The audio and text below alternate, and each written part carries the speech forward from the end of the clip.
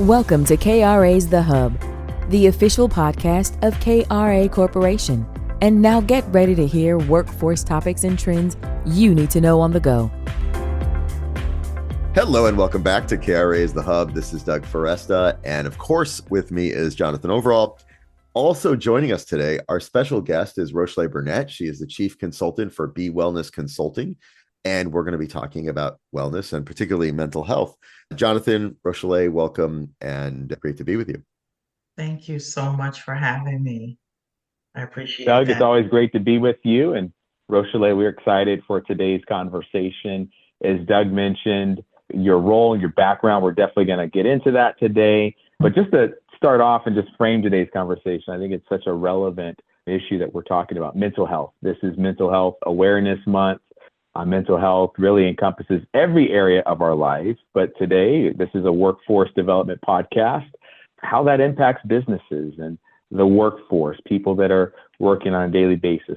Statistics show that people are more stressed out, overworked than before. And so businesses, employers have a role to play within that. And it is a workforce development issue as well when you think about the comprehensive nature of mental health. But to start today's conversation, can you tell us about your background and how you became involved in the area of training for mental health first aid? My background is, I would say, equally in working for the last 30 years, equally in criminal justice as well as community mental health.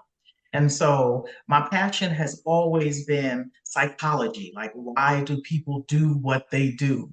Or why do people think how they think? And so that's what led me into criminal justice as well as mental health. How I got involved in mental health first aid and training is because I was working for a community mental health organization, and that was one of our initiatives, was to spread mental health awareness to organizations, to universities, anybody that would listen. And so I then began to be trained in 2011 with the Mental Health First Aid USA program. From there, that started in 2011, I trained the standard 8-hour program at that time. In about 2 years, in 2013, the National Council of Mental Well-Being, at the time they were named the National Council of Behavioral Health.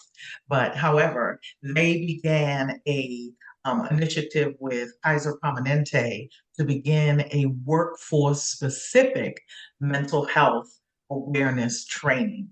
And so when that piloted, I was asked to come on board to begin that pilot. My passion has also always been, as I've been in leadership, to be able to provide not only leadership training to individuals and education, but also to be able to provide the importance of mental health, which is my background, and well-being into the culture and the structure of an organization.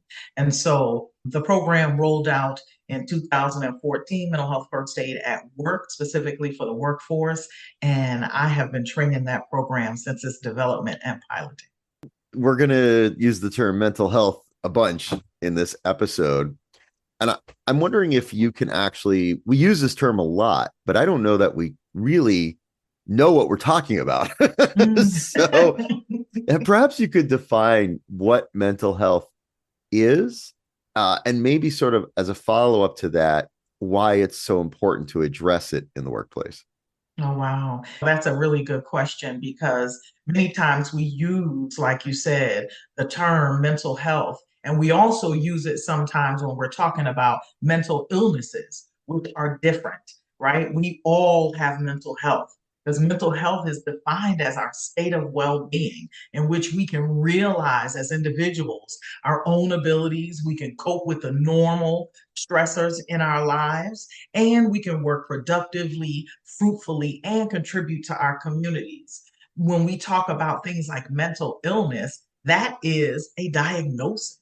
And so those are diagnosable concerns, and it is about the amount of disruption that this mental health concern causes to a person who able to go to school, go to work, and carry out their daily activities because it impacts all of those. But we all have mental health. and we ebb and flow through our mental health each and every day, depending on what's happening in our lives. So, with that definition, it's important that we talk about mental health in the workplace because that's where humans are.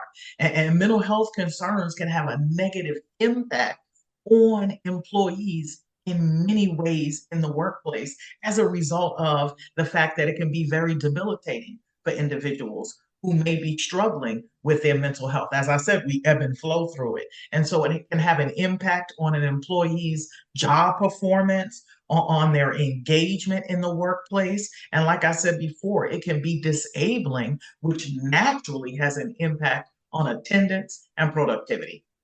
Rochele, generally speaking, what would you say are some of the financial costs that the businesses face when mental health issues among employees go untreated? And how can addressing these issues proactively help mitigate these costs? You may not have a specific dollar number, but generally speaking, how would you describe that? Actually, I do have a specific dollar number simply because mental health first aid and the program that I teach, we are research based. And so we're constantly looking at research. And as we've recently looked at research within the last 365 days, specifically what comes to mind to me is the CDC's research, which has indicated that organizations in the last couple of years have spent almost $50 billion in lost productivity as a result of employee mental health.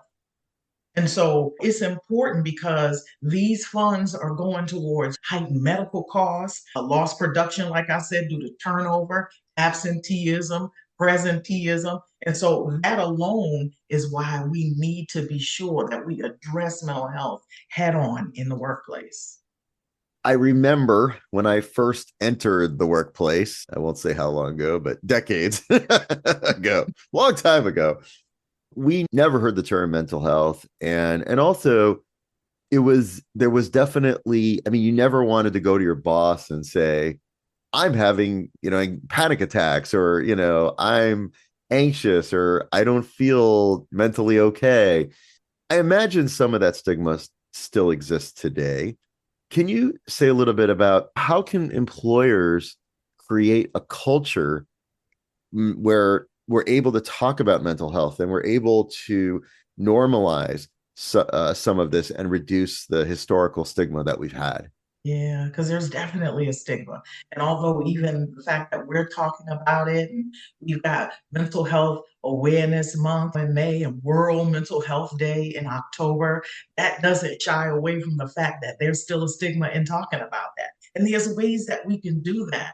The ways that employers can help to reduce that stigma is by organizing seminars, workshops, training programs to really educate individuals, employees, staff, line staff, managers about mental health and reducing the stigma and promoting things like self-care strategies, things like the resources that are available in the workplace, like EAP, for employees to have a resource to have that work-life harmony. That was really important for us to reduce that stigma. Not to mention, in an organization, we need to visibly commit to a policy, a mental health policy, truly and honestly to help to reduce that stigma, to begin to create that culture of health.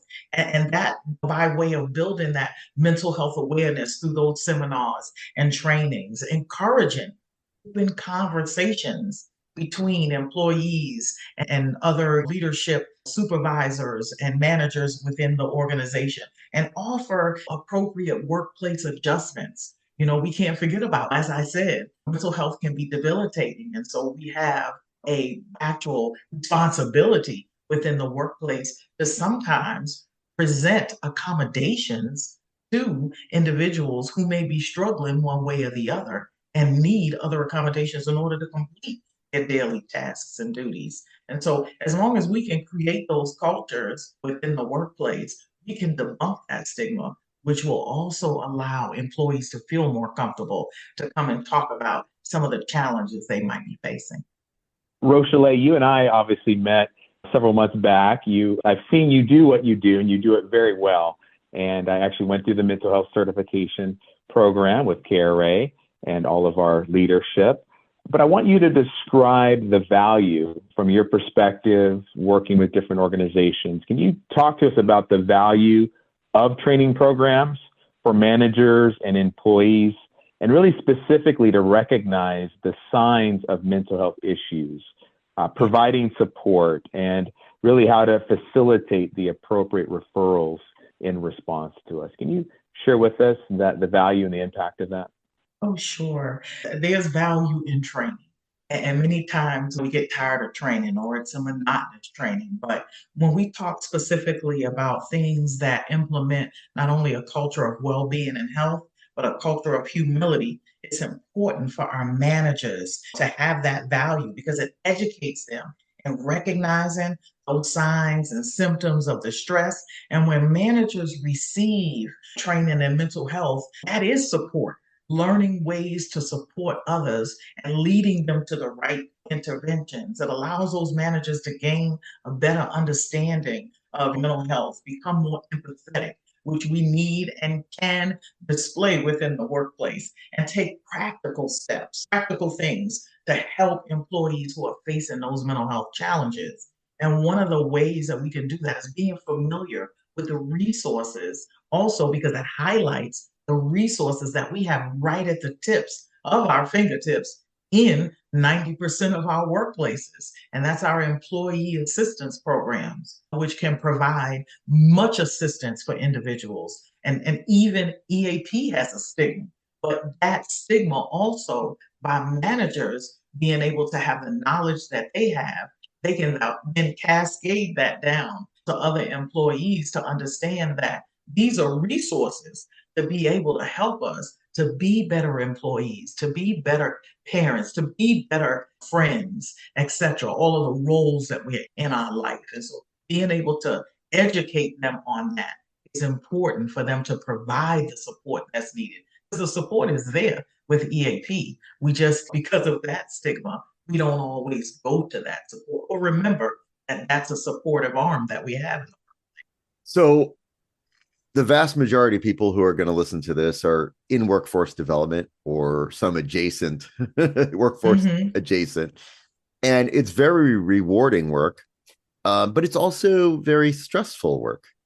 And for frontline workers, there's the stress, right, of being client facing and that piece. And then at every level, there's different stressors. So one of the things that we hear about sometimes is burnout, that stress leads to a point of burnout. Mm-hmm. Can you say a little bit about what can we do or what can organizations do to help their employees be able to cope better with work-related stress? I know we can't eliminate stress from our lives, but what can we do to cope better with it? When I think about, first of all, stress, we know there are stress management programs, number one. And so we've got to lean into those. We've got to lean into those because they help us in order to manage that stress. They teach workers and individuals about the nature and the source of stress and the effects of stress on health and personal skills to reduce that stress. So, for example, some strategies like encouraging time management or even relaxation exercises. Again, going back to EAP, because we know that EAP not only provides other resources, but they also have a major resource when we talk about stress. We talk about individual counseling for employees that can help them with both their work and their personal lives. So I think it's just important that we lean into the resources that we have. But first, we've got to know about it. So educating on how important a stress management program could be that we can get right from EAP is, again, an important arm for us to reach for.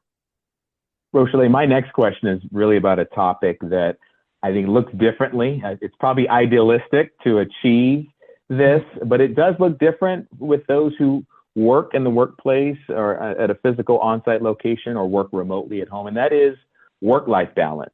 Can you talk to us about some strategies for promoting work-life balance and supporting employees and their overall well-being, both in and out of the workplace? Work-life balance. That's a term that, as you probably heard me say earlier when we talked about work-life balance, I'll call it work-life harmony. It's just the wording of it is a lot more soothing because there's never really any balance between our life and work. Not to mention, work-life balance means something different for each and every employee, anybody that works. But some strategies that we can really cultivate in the workplace that I always recommend to my partners is sometimes some of the obvious things. And so this might sound obvious, but again, these are tools that we have in the organization. And so we have vacation time, right? I mean, we need to make vacation time a priority. We need to emphasize to employees that the time that they've earned is valuable to them. And it's even more valuable because they need to take it, right? They need to take that time so that they can come back rejuvenated and refreshed. Many times when individuals take off, they really don't take off of work. They're thinking about what could be happening. What should did I remember to do that? Or let me check in with everybody to see if they're okay. Sometimes we also need to emphasize as well, downtime and make that a culture even when we're working. So a culture of downtime where maybe the organization takes an hour or a day of complete downtime wherein individuals have a chance to do the things that are self-care, strategic, meditate, just have quiet time and not worry or think about work, which will also become or can become muscle memory for them when they're off of work, and so that they're not stressed about it. Another thing is if we have the ability of increasing paid leave, because one way to encourage people to take more time off is to provide more paid leave. Sometimes that works for an organization and sometimes that doesn't. But when you offer that ample vacation time in addition to those dedicated personal days or sick leave, employees start to feel more confident about taking time off to relax instead of worrying about saving days for future occurrences or events. We got to encourage taking breaks within the workplace.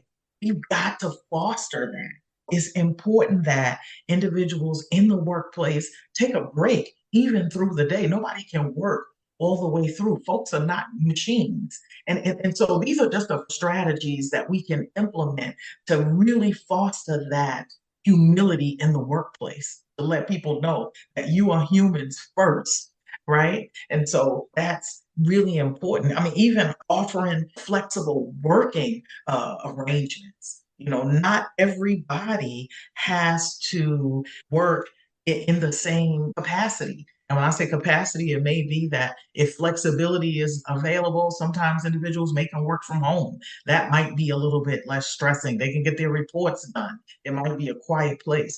Just fostering self-care strategies, taking care of yourself, emphasizing that, even in meetings and duty meetings, talking about well-being.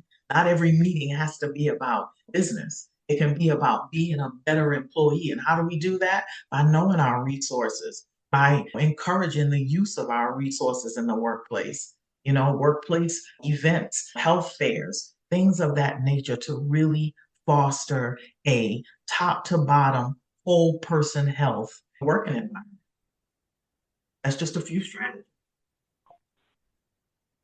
Rochele, I want to thank you as we close today's interview, just going through some of those practical tips that we can all apply and really be reminded of. I think my journey of becoming more aware about mental health and the awareness of really how it's defined and how it interacts with day-to-day life has really opened my eyes to some of these practices and being more intentional about applying them to my day-to-day life as well as work life. And so for those that are out there that have listened to today's podcast, how can they learn more about what you do and perhaps any final closing thoughts that you might have for our audience?